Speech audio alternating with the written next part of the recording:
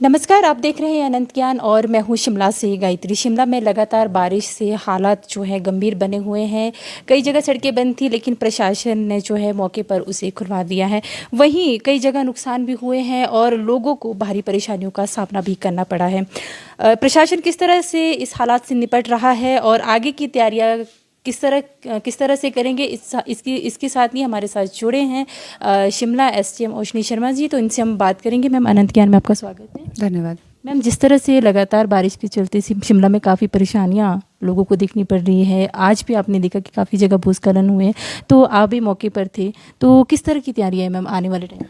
देखिए, डीडीएम में control room की स्थापना की गई है और पूरा का पूरा एडमिनिस्ट्रेशन इज़ क्वाइट एक्टिव और हम सभी कोऑर्डिनेशन में काम करने की कोशिश कर रहे हैं।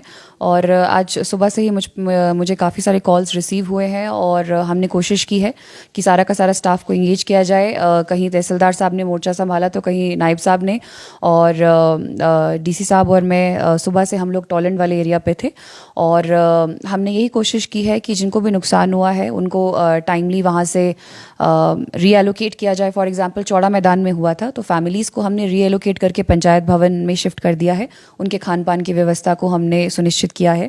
और साथ ही जो टॉलेंट में हुआ है वहाँ पे पुलिस भी वहाँ पे मौजूद थी और एमसी की लेबर को यूज़ करते हुए हमने वहाँ से पेड़ को हटाए हैं और कुछ पेड़ हमने गिराए भी हैं क्योंकि वो रास्ते के लिए और लोगों के लिए खतरा बन चुके थे।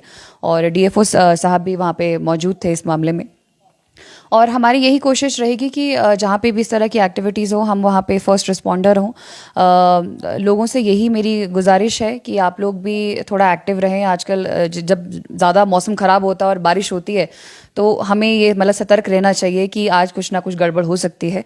और जो कच्चे ढारे के घर वगैरह हैं उनको तो ज़्यादा केयर करने की ज़रूरत है। ये है मैम, आने वाले दिनों में भी आईएमडी ने अलर्ट जारी किया है, तो आप किस तरह से तैयारियां हैं मैम? क्योंकि आज भी बिजली की काफ़ी समस्या वहाँ पे देखने को मिली है, तो क्या इस तरह की प्रॉब्लम आने वाले अलर्ट में दिखी जाएगी? देखिए, अब हिमाचल की ज्योग्राफी अपने आप में खूबसूरत के साथ साथ डेंजरस भी है। और पहाड़ी क्षेत्र होने के साथ साथ हमारी अपनी समस्याएं, हमारे अपने चैलेंजेस, अपनी स्ट्रेंथ है। जहां बिजली जाती है तो मेरे ख्याल से कुछ समय बाद आ भी जाती है, क्योंकि चाहे प्रशासन है चाहे सरकार है, सभी लोगों के लिए ही काम कर रहे हैं। और कोशिश तो यही की जाती है कि जो डिज़ास्टर प्लान होता है हर साल उससे कुछ और नया सीखा जा सके और लोगों का भला किया जा सके। लेकिन एज आई टोल्ड यू, ये एक कलेक्टिव एफर्ट है लोगों का और गवर्नमेंट दोनों का, हैंड इन हैंड। मैम, आखिरी सवाल आपसे पूछना चाहूँगी, आज आपने जिन भी क्षेत्रों के अभी शिमला में दौरे किए जहाँ जहाँ पे गाड़ियाँ दबी हैं, लैंडस्लाइड्स हुए हैं, तो वहाँ पे कितना नुकसान देखा गया है?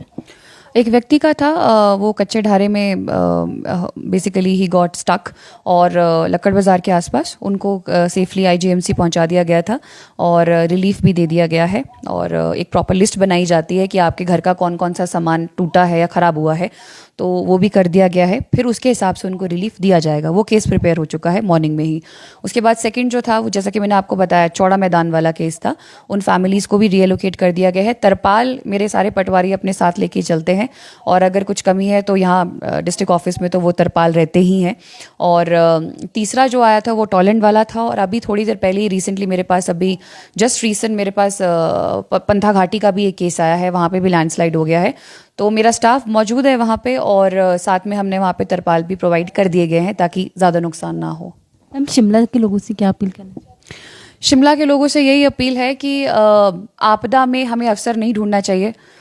इन द सेंस कि मैं पेड़ों को लेके बहुत ज़्यादा मुझे ऐसा महसूस होता है कि हमने बहुत पेड़ काट दिए हैं। और आई थिंक सिर्फ मैं ही नहीं, सारे सब डिविजन्स में ये चल रहा है कि हम लोग काट रहे हैं, लेकिन एट द सेम टाइम हम इसको रिकवर नहीं कर पाएंगे। ये एक बड़ी डेंजरस सी बात है, क्योंकि ये पेड़ जनरेशन्स देख गए हैं। जितने हम नहीं हैं, हमसे कई जनरेशन्स ये पेड़ इस धरती पे देख गए हैं। तो मैंने बस यही कोशिश की है अपने रीसेंट ऑर्डर्स में कि अगर आप एक पेड़ काटते हैं तो आप 2 पेड़ आपको लगाने पड़ेंगे। ये मेरे ऑर्डर्स में लिखा गया है और इसकी लीगल कंप्लाइंस आपको इस दफ्तर में देनी होगी, फोटोग्राफ या वीडियो के माध्यम से। और अगर आप ये नहीं करते हैं तो फिर लीगल एक्शन जो है वो लिया जा सकता है। धन्यवाद। Thank you so much. धन्यवाद मैम। तो आपने सुना शिमला एसडीएम ओशनी शर्मा का कहना साफ है कि उनकी प्रशासन पूरी तरह से अलर्ट है और उन्होंने लोगों से भी अपील की है कि वो भी जो प्रशासन द्वारा एडवाइजरी दी जाती है उसका वो खास ख्याल रखें। तो इसी तरह से तमाम खबरें आपके पास लेकर आएंगे। तब तक बने रहे अनंत ज्ञान के साथ।